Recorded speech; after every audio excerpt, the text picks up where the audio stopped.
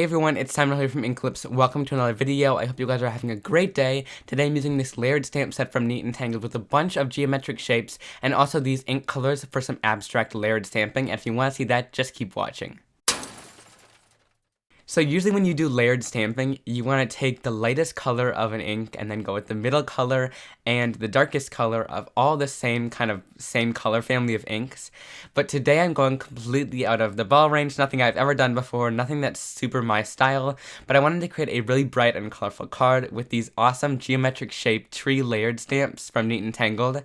So I decided I wanted to just take a color, a lighter color, and then go on top of it with a darker color that kind of suits it pretty well, but also doesn't really go that well and is a big contrast from it. That way you get this really cool abstract art looking kind of piece here.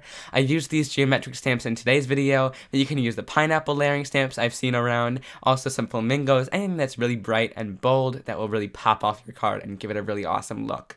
So I decided to just stamp these trees in a bunch of different ways, so some are higher than others, some are a little bit lower, all different though, and I'm going to be stamping them in a line across my card, and you'll see me later flip it over and do the same thing to get another look on the other side. Basically, I love how these stamps layer as well. There's a bunch of different geometric shapes you can use on these trees in the whole stamp set, but I decided to just keep things super simple and just stamp down the bottom layer and then stamp the top layer, and I'm using the same ones each time, which are just a bunch of different little lines that go down, and I think it looks awesome once it's finished. And I also have about 5 different color variations, so I do have to repeat them on the next side as I do the next row, but I decided that I wanted a bunch of different color layers. You notice that some of them might look a little similar, but they are all different color schemes, and I really love how that turned out as well.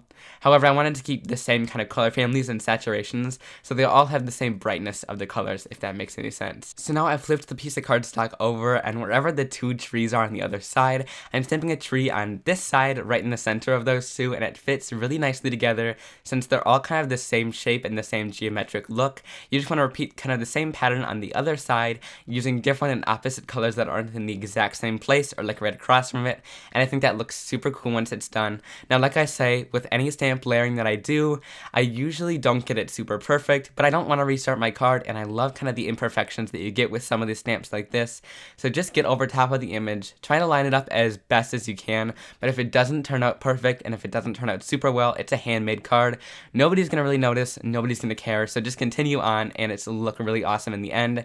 And also it's kind of a distracting pattern, so it's not gonna be really drawn to anybody's eyes if you mess up a little bit or stamped it off a little bit. No matter how bad it looks to you, nobody else will notice. So also, I'm going to leave some links on screen here to some other regular videos that I did with stamp layering. This one's a little bit out of the ordinary, but I love how it looks and things like that. However, I'm just going to show you some regular stamp layering, so I'm linking some of those on screen so you guys can check those out if you want to. For all the colors today that I'm using, these are actually Hero Arts Simon Says stamp, you know, those kind of types of inks, where when you stamp it on, it starts out a little bit splotchy and then it evens out and smooths into the paper. So if you see some splotchy images right in the beginning, that's why, but they do actually smooth out and give kind of a velvety texture once it's finished, so they kind of blend together the colors, so they're not as poppy and as like vibrant as they are when they first start out by stamping.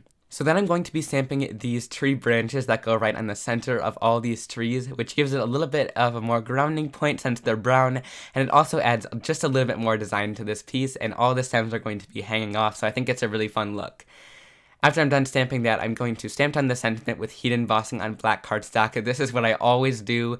So I've stamped the sentiment down in a Versamark, which is a clear sticky ink.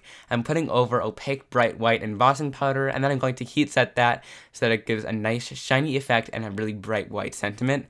Then I'm scoring the card at 5.5. This is going to be a top folding 110-pound card base here, made with white cardstock. And then I've cut the edges off of the panel that I made, and I'm adhering it using some foam here, which gives just a little bit of a dimension to it. Then I'm going to add that onto my card. You'll notice a little bit of a border on both sides of it. And then I'm going to add my sentiment on using some foam tape in the center of it. And then I'm using these Neat and Tangled sequins, which are a bunch of different pinks, purples, and some clear iridescent colors, which I thought just went perfect with this abstract color scheme, and I love these colors all together. So I'm adding some multi-matte medium, and then I'm using my tweezers to just pick up some of these sequins and add them all around the sentiment.